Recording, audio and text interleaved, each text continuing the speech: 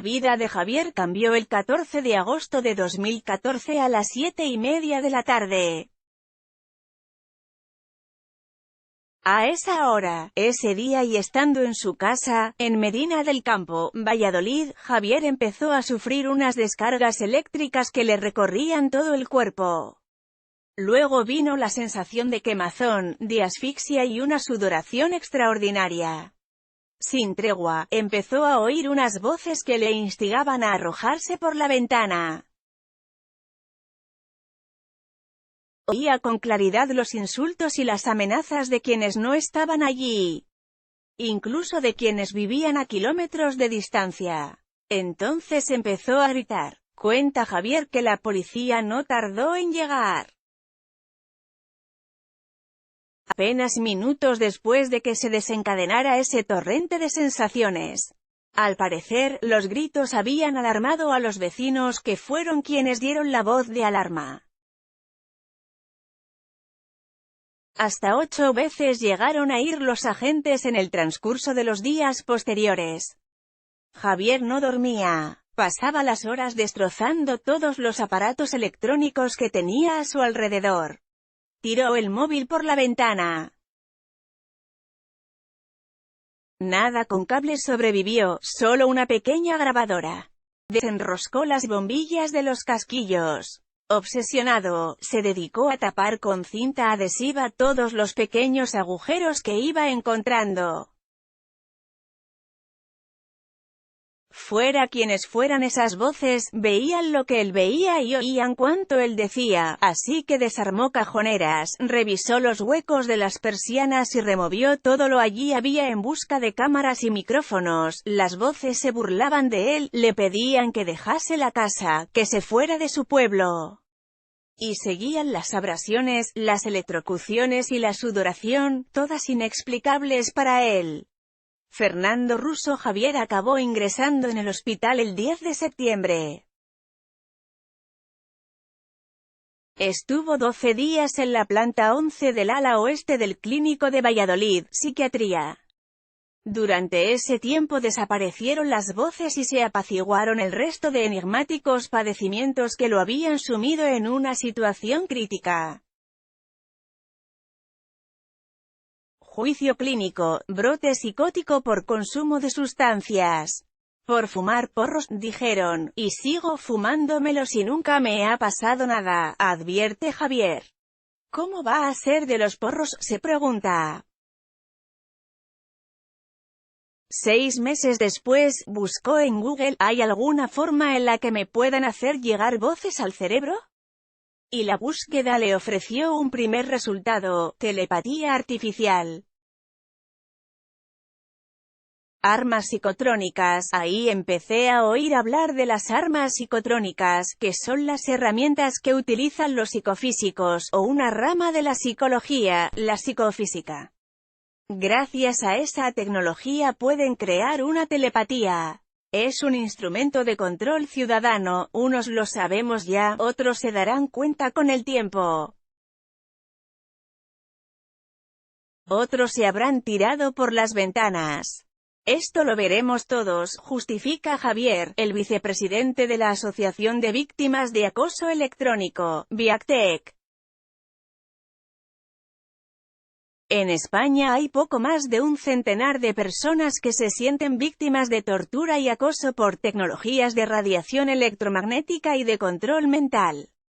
Según sostienen, todos los habitantes de este país están bajo cobertura electromagnética, lo que permite invadir el cerebro de cualquier persona. Violan la intimidad, espían, envían pensamientos y emociones, producen dolores y lesiones o proyectan palabras al tímpano con amenazas, enumeran desde esta asociación, fundada en 2017 por un grupo de personas que hallaron respuesta a sus dolencias en blogs y foros de Internet. Fernando Russo. Detrás de estos ataques estarían, siempre bajo la tesis de los supuestamente acosados, el gobierno, con ramificaciones en el ejército y en las fuerzas y cuerpos de seguridad del Estado. Son ellos quienes manejan una inteligencia artificial que es ejecutada por medio de tecnología desarrollada desde los años 70 en Estados Unidos, advierte Javier del Río, de oficio fontanero calefactor, que ha recorrido más de 1100 kilómetros para explicar su caso a El Español. De una carpetilla azul a reventar y en mitad de una cafetería, Javier va sacando papeles y más papeles. Directivas europeas, recortes de prensa, denuncias, informes médicos, cartas al defensor del pueblo, folletos de la asociación y patentes de esa tecnología a la que hace referencia para defender su tesis. Tecnología de los servicios secretos, son armas cuyo origen está en los servicios secretos.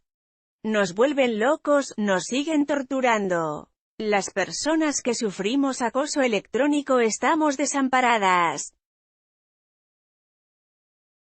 Pedimos que se averigüe quiénes se lucran con esto, que nos protejan, investiguen los casos de acoso electrónico, incauten las armas, detengan y juzguen a los culpables e indemnicen a las víctimas, explica Viactech en una petición a través de la plataforma Chance.org. Javier, ¿y por qué eres un blanco de esta tecnología? Eso, ¿y por qué yo? ¿Quién me lo hace? Hay que seguir el rastro. ¿A quién le puede interesar que yo esté así?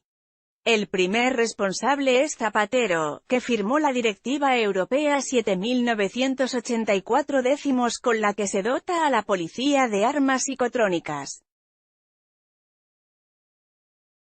El vallisoletano saca de su carpetilla azul la Directiva 7984 sobre la utilización de un instrumento estandarizado, multidimensional y semiestructurado de recogida de datos e información relativos a los procesos de radicalización en la Unión Europea.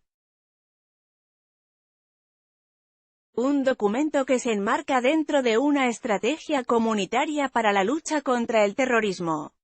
Esa es la excusa, el terrorismo, incide el vicepresidente. Javier vive solo desde que se divorció hace 18 años. Tiene 48 años.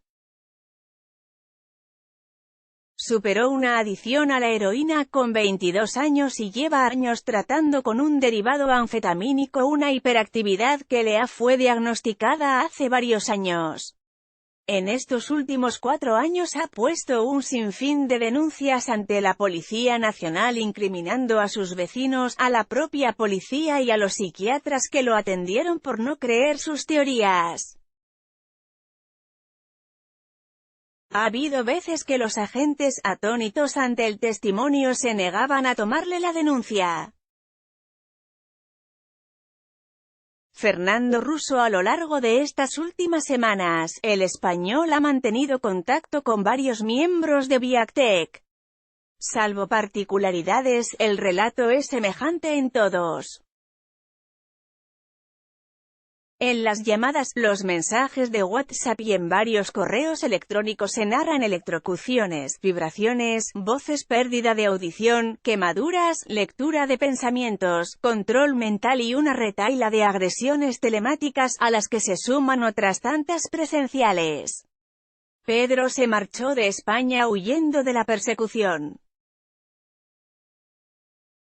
Pensó que en Alemania estaría a salvo del atosigamiento de sus acosadores que en su caso le han provocado, sostiene, la pérdida auditiva en su oído derecho.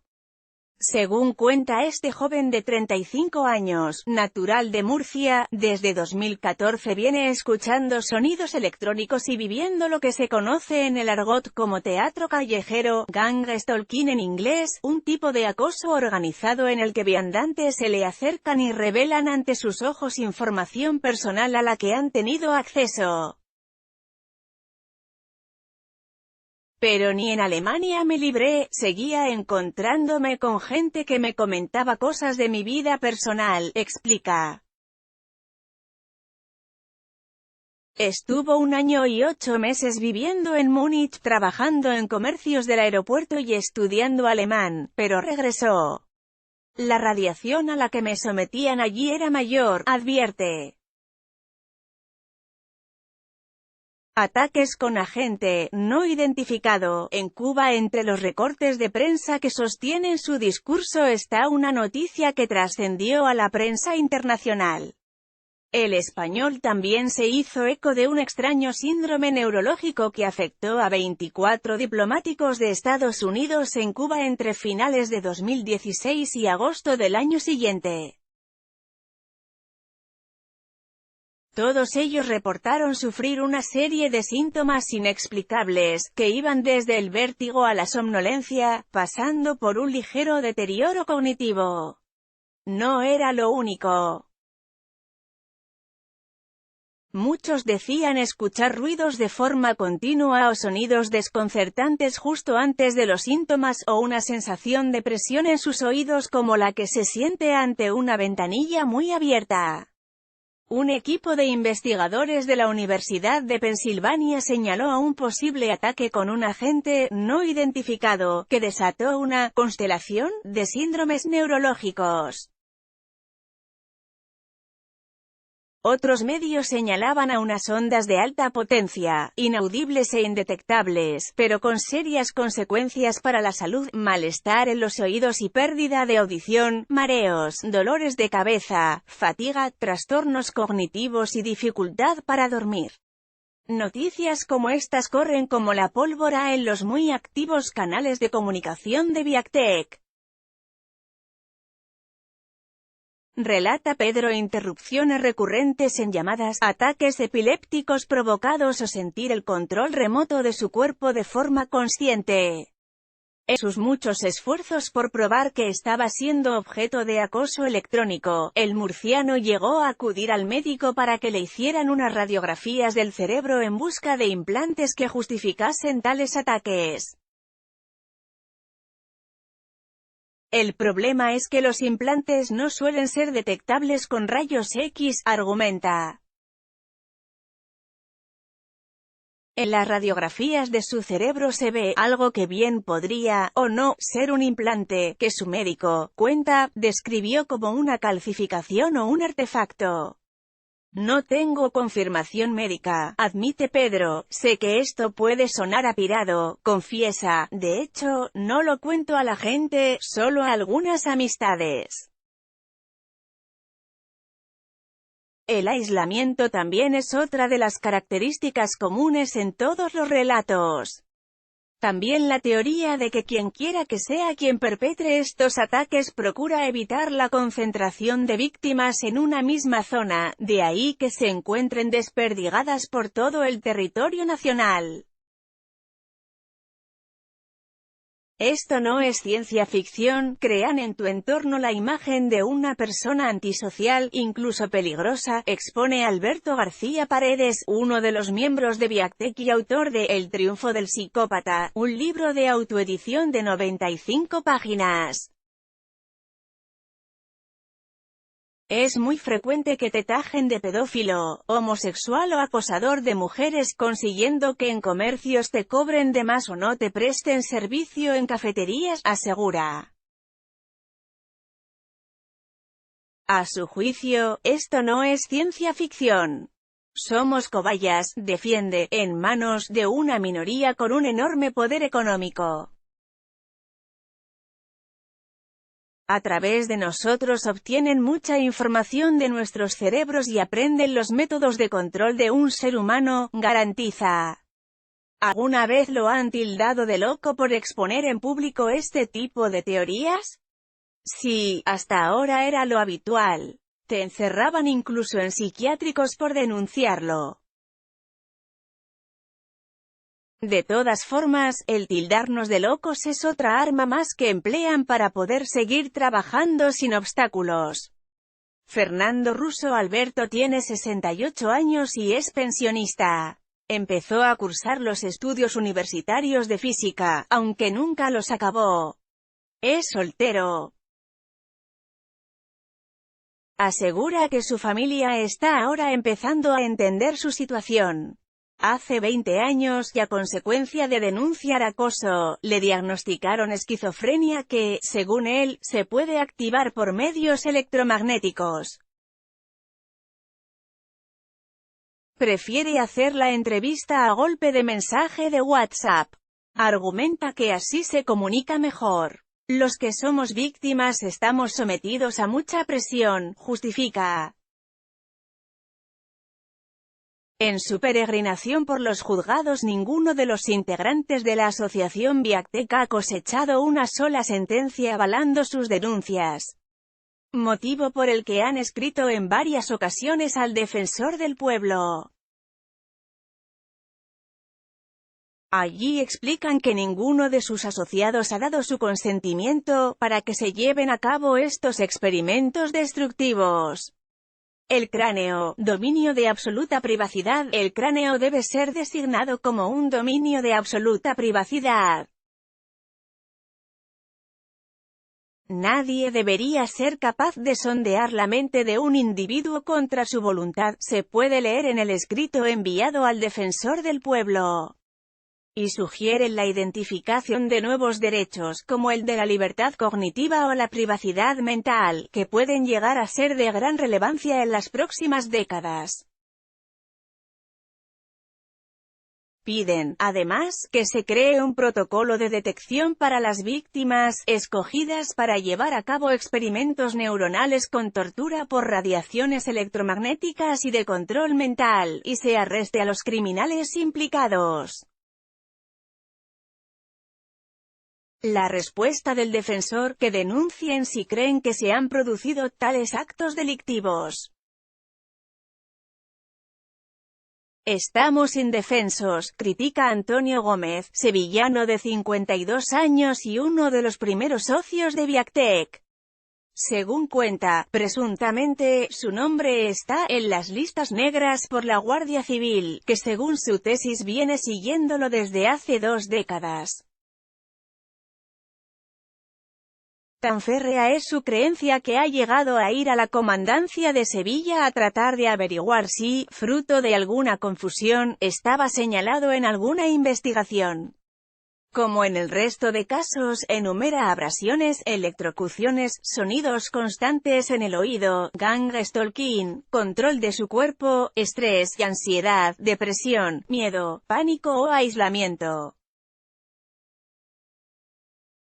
Lo primero que noté fue como si me indujeran al suicidio, unas tendencias suicidas que no provenían de mí, explica Antonio, que se dedica a la compraventa de maquinaria de obra pública de ocasión.